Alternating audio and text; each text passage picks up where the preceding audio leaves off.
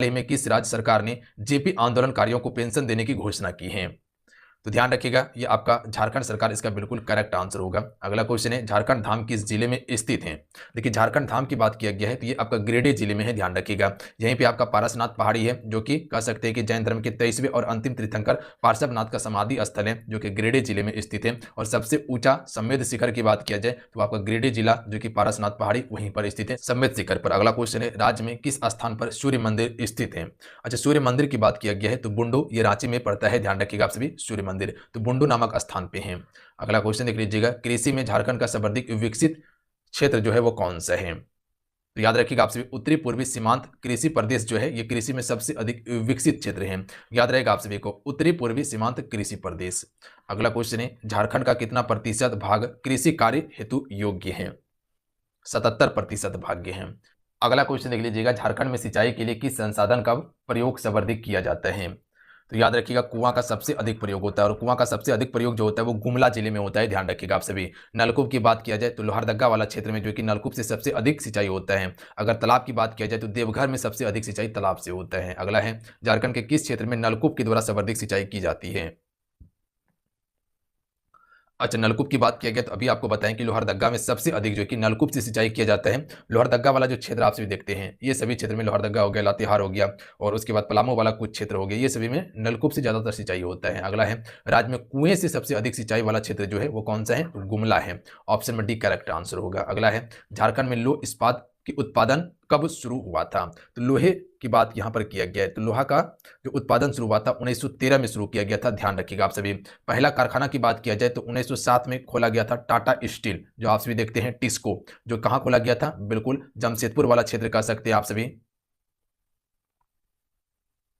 जिसे हम सभी साक्ची के नाम से जानते हैं। वहीं पर जो है कि आपका सबसे पहले टाटा स्टील की स्थापना किया गया था, यानी कि टिस्को का। और उत्पादन जो है कि यानी कि कब से उत्पादन शुरू हुआ था? 1913 से हुआ था, ध्यान रखिएगा। और आप सभी बोकारो स्टील जो देखते हैं उसकी स्थापना 1964 में किया गया था। डेट को याद रखिएगा, क्वेश्चन पूछा जाता है। अगला है, झारखंड में एल्यूमिनियम उद्योग की स्थापना जो है कि फ्रेंड ये कब किया गया था? तो एल्यूमिनियम उद्योग की बात किया गया है तो 1937 में किया गया था, ध्यान रखिएगा। कहां पर किया गया था जी? रांची में मूरी नामक स्थान पर किया गया था, ध्यान रखिएगा आप सभी। एल्यूमिनियम उद्योग की स्थापना 1937 में। अगला है, रांची यानी कि झारखंड में एचईसी का कारखाना किस देश के सहयोग से लगाया गया था?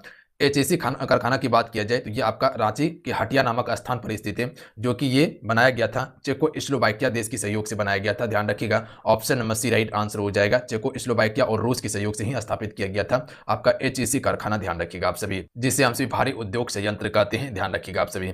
अगला है, किन चट्टानों को धात्विक खनिज का भंडारण कहा जाता है? तो धात्विक खनिज की यहाँ पर बात की गई है तो याद रखिएगा, धारवाड़ युगिन चट्टान जो है ये आपका धात्विक खनिज के भंडारण के रूप में जाना जाता है। ऑप्शन बी करेक्ट आंसर होगा। अगला है, झारखंड राज्य में साइंस सिटी की स्थापना जो है कि ये कहाँ किया गया है? अच्छा, यहाँ पर साइंस सिटी की बात किया गया है, साइंस सिटी की बात किया गया है तो ये आपका स्थापित किया गया है रांची में, ध्यान रखिएगा। तो साइंस सिटी की बात किया गया है तो ये कहाँ स्थापित हुआ था जी? रांची में हुआ था, याद रखिएगा आप सभी। अगला क्वेश्चन है, किस देश के सहयोग से रांची में फाउंड्री फोर्ज संयंत्र कारखाना स्थापित किया गया? पूर्व चेकोस्लोवाकिया देश के ही सहयोग से किया गया था फाउंड्री फोर्ज संयंत्र कारखाना की स्थापना। अगला है, झारखंड में किस नदी पर तेलैया जल विद्युत परियोजना स्थापित किया गया है? तो ये जो स्थापित किया गया है बराकर नदी पर किया गया, ऑप्शन में बी बिल्कुल करेक्ट आंसर होगा। अगला है, राज्य में चांडिल जल विद्युत परियोजना किस नदी पर है? स्वर्ण रेखा नदी पर है। अगला क्वेश्चन है, झारखंड राज्य में राजमहल ट्रैम्प कहाँ स्थित है? ये आपका उत्तरी पूर्वी भाग में स्थित है, ध्यान रखिएगा। जो आप सभी साहेबगंज वाला क्षेत्र देखते हैं, राजमहल वाला क्षेत्र जो देखते हैं वही आपका राजमहल ट्रैम्प है, संथाल परगना में। अगला क्वेश्चन है, झारखंड राज्य में सर्वाधिक कौन सा सेल पाया जाते हैं?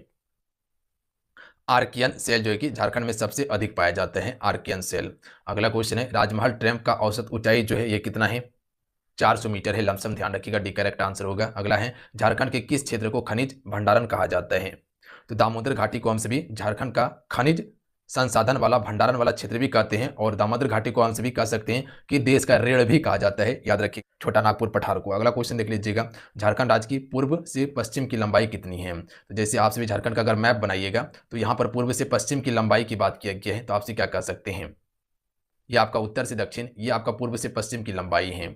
याद रखिएगा, 463 किलोमीटर जो है कि पूर्व से पश्चिम की लंबाई है झारखंड का। अगला है, झारखंड राज्य का उत्तर से दक्षिण का विस्तार, यानी कि ये वाला जो विस्तार है झारखंड का वो कितना है? तो ये आपका कम हो जाएगा, 380 है, ध्यान रखिएगा आप सभी। अगला क्वेश्चन है, झारखंड राज्य का क्षेत्रफल भारत के कुल क्षेत्रफल का कितना प्रतिशत है? मात्र में 2.42% है, ध्यान रखिएगा आप सभी, इसी करेक्ट आंसर होगा। झारखंड राज्य का सर्वाधिक ठंडा वाला स्थान कौन सा है? तो अभी आपको बताया था कि सबसे अधिक ठंडा वाला स्थान जो है वो नेतरहाट है, और ये कहाँ पे है? आपका लातेहार में पड़ता है। अगला है, झारखंड राज्य का सबसे ऊंचा क्षेत्र कौन सा है? तो याद रखिएगा आप सभी, झारखंड राज्य का सबसे ऊंचा क्षेत्र की बात किया जाए, ये आपका नेतरहाट ही है, ध्यान रखिएगा आप सभी। पर संवेद शिखर करेक्ट आंसर होना चाहिए था, पर ऑप्शन में नहीं दिया हुआ है, तो ध्यान रखिएगा नेतरहाट इसका बिल्कुल करेक्ट आंसर हो जाएगा। झारखंड का सबसे ऊंचा स्थान की बात किया जाए तो ये आपका नेतरहाट ही होगा।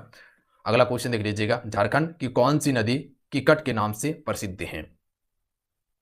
पुनपुन नदी को किकट के नाम से भी जाना जाता है, ध्यान रखिएगा, डी करेक्ट आंसर होगा।